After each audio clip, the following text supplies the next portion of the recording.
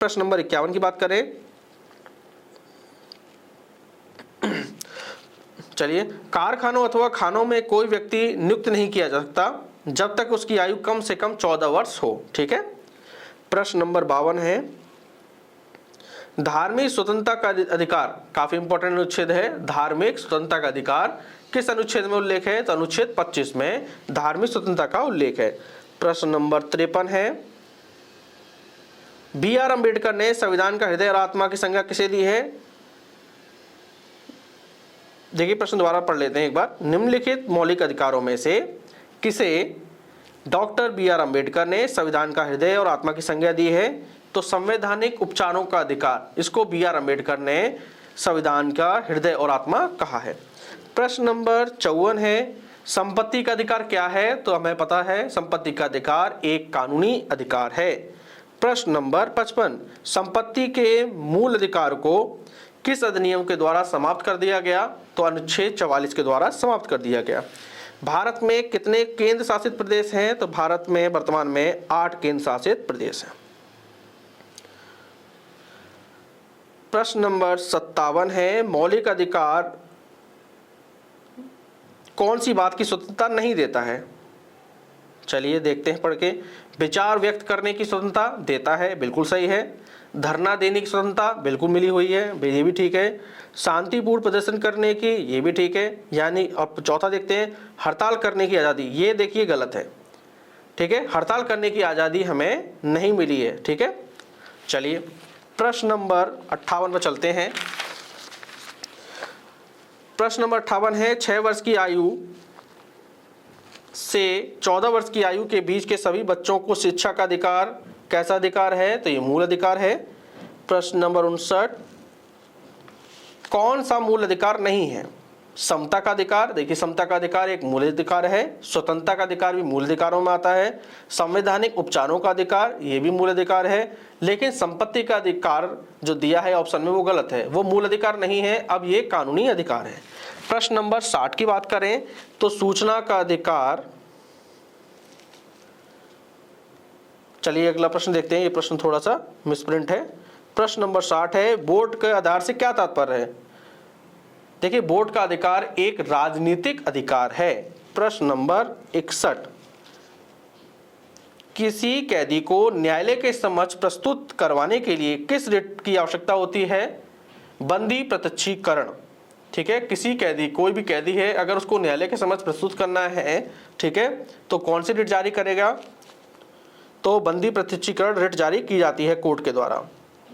प्रश्न नंबर 62 है, निम्न अनुसूचियों में से किसके अंतर्गत शिक्षा आती है? तो शिक्षा देखिए समवर्ती सूची के अंतर्गत आती है। प्रश्न नंबर 63, किसको संसद जन्मी कहा जाता है? तो ब्रिटेन की संसद को संसद जन्मी कहा जाता है। ठीक है। प्रश्न नंबर 64 है, चुनाव मतदान से कितने समय पहले प्रचार बंद करना होता है? तो 48 घंटे पहले हमें अपने प्रचार को बंद कर देना चाहिए। प्रश्न नंबर 65 है, नीति निर्देशक सिद्धांत वाद योग्य नहीं है, याद रखिएगा, नीति निर्देशक सिद्धांत वाद योग्य नहीं है। प्रश्न नंबर 66 है, 66 है, राज्य के नीति निर्देशक सिद्धांतों के अनुसार किस आयु तक के बच्चों को निःशुल्क एवं अनिवार्य शिक्षा देने की आशा की जाती है? तो 14 वर्ष तक के बच्चों को। प्रश्न नंबर 67 है, मूल कर्तव्यों को किस समिति की सिफारिश पर किया गया है? तो मूल कर्तव्यों से संबंधित समिति है स्वर्ण सिंह समिति। प्रश्न नंबर 68 की बात करें, किस वर्ष संविधान में मूल कर्तव्यों को अंततः स्थापित किया गया था? मूल कर्तव्यों को कब शामिल किया गया? 1976 में शामिल किया गया था। प्रश्न नंबर 69 है, 1976 में 42वें संविधान संशोधन द्वारा संविधान में नागरिकों के लिए कितने मौलिक कर्तव्य निश्चित किए गए थे? तो 11 मौलिक कर्तव्य निश्चित किए गए थे उस समय। प्रश्न नंबर 70 है आज का, राज्य मंत्री परिषद किसके प्रति उत्तरदायी है? तो राज्य मंत्री परिषद विधानसभा के प्रति उत्तरदायी होती है। ठीक है। अब केंद्र मंत्री परिषद की बात करेंगे तो केंद्र मंत्री परिषद उत्तरदायी किसके होगा? लोकसभा के प्रति उत्तरदायी होगा, और राज्य मंत्री परिषद विधानसभा के प्रति उत्तरदायी होगा। प्रश्न नंबर 71,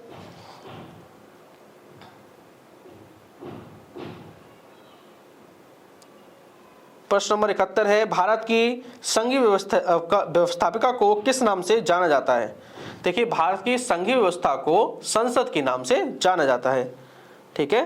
प्रश्न नंबर 72 है, भारतीय संसद के कितने सदन हैं? भारतीय संसद के 2 सदन हैं, आपको पता है, लोकसभा और राज्यसभा। प्रश्न नंबर 73 है, संसद के किस सदन को प्रतिनिधि सभा भी कहा जाता है?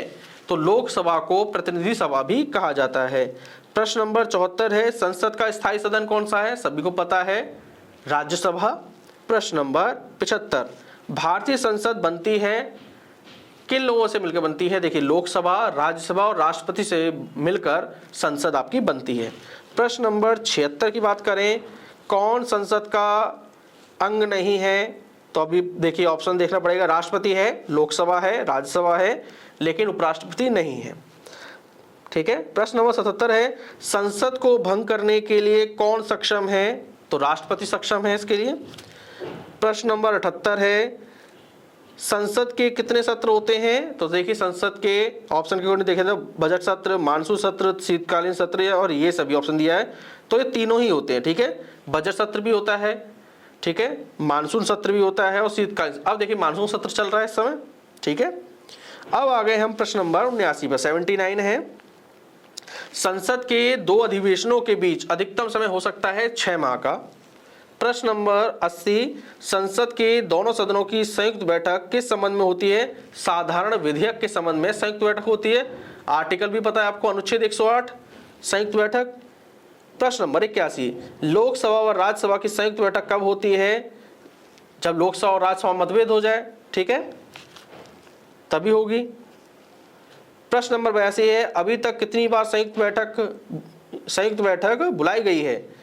ठीक है, अब तक 4 बार संयुक्त बैठक बुलाई जा चुकी है। प्रश्न नंबर 83 है, संसद के दोनों सदनों के संयुक्त अधिवेशन की अध्यक्षता कौन करेगा? तो लोकसभा का जो अध्यक्ष है वो संसद के संयुक्त अधिवेशन की अध्यक्षता करेगा।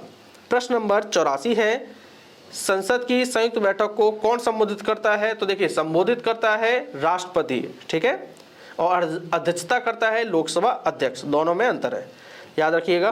प्रश्न नंबर 85 है, संसद की कार्रवाई सूची में प्रथम विषय होता है प्रश्नकाल का।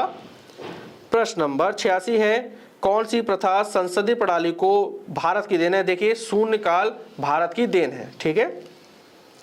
प्रश्न नंबर 87, संसद के किसी सदस्य की सदस्यता तब समाप्त समझी जाएगी यदि वह बिना सदन को सूचित किए अनुपस्थित रहता है। अगर कोई सांसद 60 दिन अनुपस्थित रहता है बिना कोई सूचना दिए हुए, तो क्या होगा? उसकी सदस्यता निरस्त मानी जाएगी। प्रश्न नंबर 88 है, सांसदों के वेतन का निर्णय कौन करता है? तो संसद करती है। प्रश्न नंबर 89, संसद के कुल सदस्यों का कितना भाग वैधानिक चैम्बर की मीटिंग बुलाने के लिए आवश्यक है? तो 1/10, गणमूर्ति जितनी है उसका 1/10 की जरूरत होती है मीटिंग बुलाने के लिए। हम बात करें प्रश्न नंबर 90, भारत की पार्लियामेंट या जिसे हम संसद भी कहते हैं का उद्घाटन कब हुआ? 1927 में हुआ था। वेरी इंपॉर्टेंट प्रश्न है। प्रश्न नंबर 91 है, वित्त आयोग क्या है? तो पंचवर्षीय निकाय है वित्त आयोग एक, बिल्कुल ठीक है। प्रश्न नंबर 92, देश की तीनों सेनाओं का अध्यक्ष या सुप्रीम कमांडर कौन होता है? तो राष्ट्रपति होता है। प्रश्न नंबर 93 है, भारत का राष्ट्रपति होता है राज्य का संवैधानिक अध्यक्ष, बिल्कुल ठीक है, लिख लीजिए, भारत का राष्ट्रपति होता है राज्य का संवैधानिक अध्यक्ष। प्रश्न नंबर 94, राष्ट्रपति निर्वाचन होने के लिए क्या उम्र चाहिए? तो 35 उम्र होनी चाहिए, बिल्कुल ठीक है। प्रश्न नंबर 95, राष्ट्रपति पद के उम्मीदवार के लिए अधिकतम आयु कितनी होनी चाहिए? अधिकतम आयु के लिए कोई सीमा नहीं है, लेकिन 35 पार होनी चाहिए, ठीक है। 35 के बाद आप कितना भी रह सकते हैं। प्रश्न नंबर 96 है, एक व्यक्ति राष्ट्रपति पद के लिए अधिकतम कितनी बार निर्वाचित हो सकता है? तो भारत में कितनी भी बार, कोई भी सीमा नहीं है इसकी। प्रश्न नंबर 97 की बात करें तो राष्ट्रपति का निर्वाचन किस प्रकार होता है? तो राष्ट्रपति का निर्वाचन अप्रत्यक्ष रूप से होता है।